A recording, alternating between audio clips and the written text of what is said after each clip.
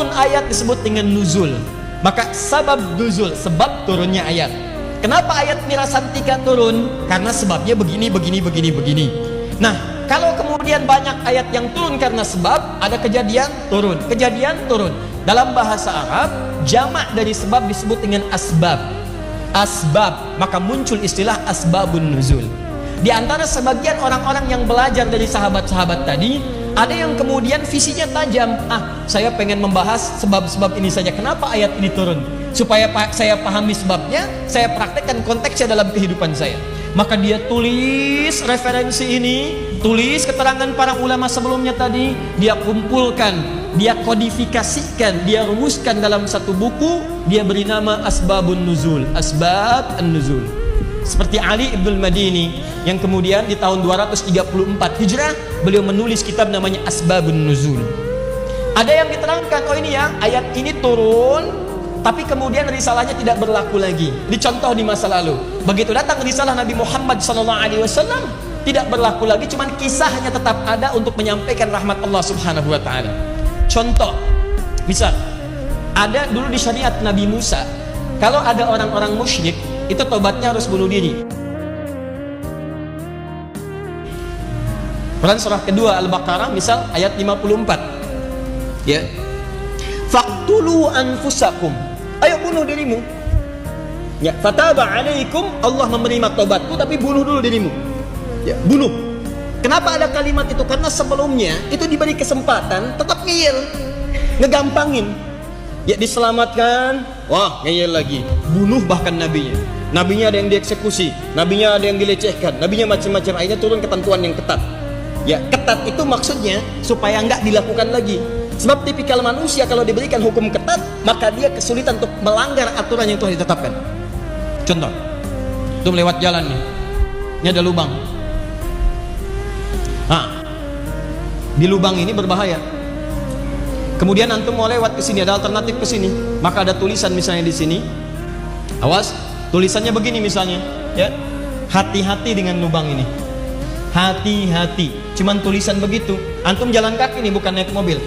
Pertanyaan saya, antum nyimpang ke sini nggak buat ngintip? Demi Allah saya katakan, ada tulisannya pun masih bisa foto-foto. Ceklik di persimpangan tulisan hati-hati. Ya. Masih mungkin. Padahal di sini ada yang bahaya, mungkin buaya, mungkin ular, mungkin macam-macam. Ganti tulisannya. Ini. Tulisannya lihat wafat.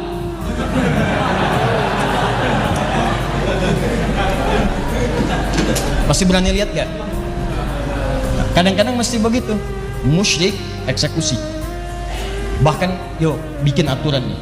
Korupsi tembak mati. Narkoba tembak mati. Kalau dibuat begitu nggak ada yang nyentuh tuh. Ya, memang kalau masih ada yang nyentuh memang niatnya meninggal dia. Memang pengen mati. Ya, kalau dibuat aturan lakukan begini, Anda wafat. Kalau ada yang masih melanggar memang pengen wafat dia. Ya. Jadi dibuat hukum ketat itu supaya tidak dilakukan.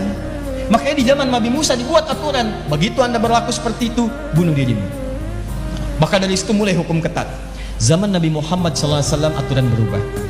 Masya Allah.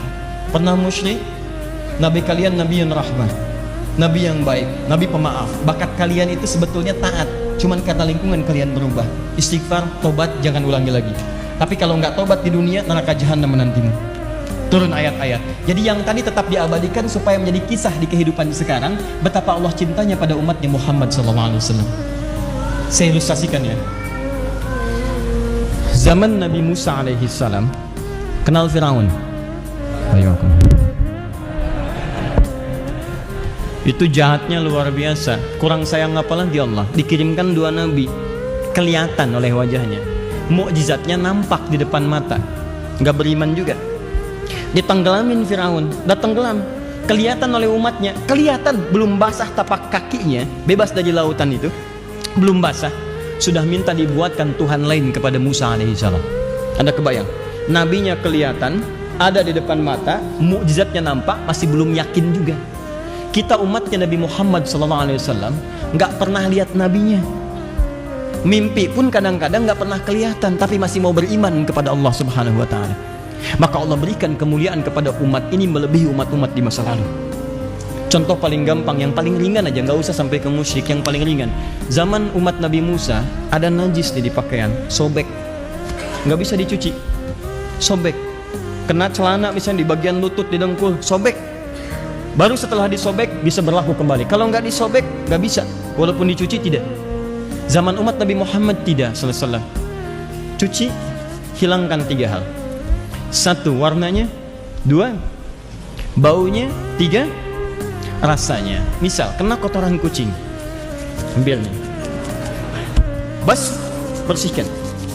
Baik, bau hilang, warna sudah nggak ada, rasa hah? Nggak usah dikecap. Tidak. Ghalabatul dhann, prasangka kita yang paling dalam, oh ini sudah nggak ada, bersih, pakai sholat boleh, keringkan, setrika, selesai. Zaman Nabi Musa nggak ada, ambil, sobek, selesai. Makanya kalau ada yang di pinggir jalan bolong-bolong tuh zaman umat Nabi Musa, nyasar ke sini. Itu cuma ilustrasi gitu ya. Antum dikasih sempurna, kenapa disobek-sobek? Kita udah dikasih yang sempurna, kenapa disobek-sobek? Paham ya? Nah, itu cuma bukan canda sebetulnya, tapi sentuhan kepada jiwa. Kenapa di saat yang sempurna disobek-sobek lagi? Nah, kemudian, tapi kenapa kisahnya masih ada disebutkan di Quran? Oh, ini untuk menunjukkan betapa Allah sayang kepada kita. Umat dulu dikasih begini, umat sekarang dikurangin. Kalau dengan seperti itu belum beriman, dengan cara apa lagi Allah menyayangi kita? Oh, kalau sesuatu yang ada tapi kemudian ketentuannya dihapus dengan datangnya ayat yang berikutnya, yang menghapus disebut nasikh, yang terhapus disebut dengan mansukh. Turun Quran surah kedua Al-Baqarah ayat 106. Ma nansakh min ayatin aw nunsiha na'ti bi khairin minha aw mithliha. Maka muncul kemudian para sebagian murid-murid tadi menulis, oh ini ayat yang dulu, ini kisahnya, datang ayat berikutnya ini dihapus, tapi ayatnya masih ada untuk memberikan gambaran kepada kita. Baik, maka muncul istilah nasikh wal mansukh. Tuliskan. Ada sebagian lagi melihat, oh di Quran kok kayak bahasanya banyak kiasan. Apa maknanya kiasan-kiasan ini? Apa gambaran-gambarannya? Ada yang fokus, kumpulkan satu, disebut majas Al-Quran. Ada yang mengeluarkan tentang ilmiahnya saja, dikeluarkan. Ya, oh ini maksudnya. Ada yang menulis tentang mata, Pak, Bu. Mata dalam Quran. Kenapa kok disebut dengan basar? Kenapa disebut dengan ain? Ya, kenapa kemudian mata cuma disebutkan ada 1 kali dalam bentuk basar, sedangkan sama juga disebutkan dalam bentuk samanya, sama wal absar. Mata dijamakkan jadi absar, tapi sama tidak, maka dikeluarkan. Bahkan ada yang menggambar, oh ini bentuk mata itu begini, dalamnya begini, fungsinya seperti ini. Ada yang diteruskan sampai ke dalam. Jadi ada yang teorinya mata fisik yang sehat, tapi mata batinnya tidak sehat. Contoh paling gampang begini, saya pernah tanya pada sebagian kawan, apa ciri khas mata yang sehat dari sisi medis? Ustadz, gampang, kalau pandangannya jelas, tidak pakai alat bantu, baik, itu sehat matanya. Pertanyaan saya, kenapa ada yang seperti Anda sebutkan, matanya secara fisik bagus, pandangannya jelas, tidak punya alat bantu, tapi dia nggak bisa bedakan sendal dia dengan sendal orang lain? Nah, itu nanti yang kita bahas. Jadi di Quran itu ada ain, nanti jamaknya ayun. Ada lagi jamak yang tanpa batasnya disebut uyun, tapi ada basar, itu yang berbeda. Digambar sampai ke dalam-dalamnya. Sampai ada yang tafsir namanya Al-Jawahir, kayak Syekh Tantawi Jauhari. Itu digambar betul sampai ke dalam. Kenapa begini. Dalami semuanya. Maka dikumpulkan. Nah, jika satu teori telah menjadi satu disiplin pengetahuan di bidang tertentu, dilakukan hipotesa, penelitian, tulisan secara ilmiah dipertanggungjawabkan, maka dia masuk dalam kategori ilmun, satu disiplin pengetahuan. Kalau tulisannya dikumpulkan, ilmunya dikumpulkan, disiplin ini, kiasan, bagian pengetahuan, bagian sisi yang lainnya, sisi ini, gabungkan jadi satu semuanya. Ada yang kosakata Quran, ada yang misalnya bahasa kiasan Quran, ada i'rab Quran, ada asbabun nuzul, ada ini, ada itu, gabungkan semuanya, maka dijamakkan ilmu jadi ulum. Disiplin-disiplin pengetahuan. Apa objek bahasannya? Quran. Maka kemudian muncullah seorang yang wafat tahun 430 Hijrah. Namanya Ali. Bapaknya namanya Ibrahim bin Ibrahim. Kakeknya bernama Sa'id. Dikenal dengan Ali bin Ibrahim bin Sa'id, ya Al-Hufi. menulis kitab namanya Al-Burhan fi Ulumil Quran. Al-Burhan fi Ulumil Quran.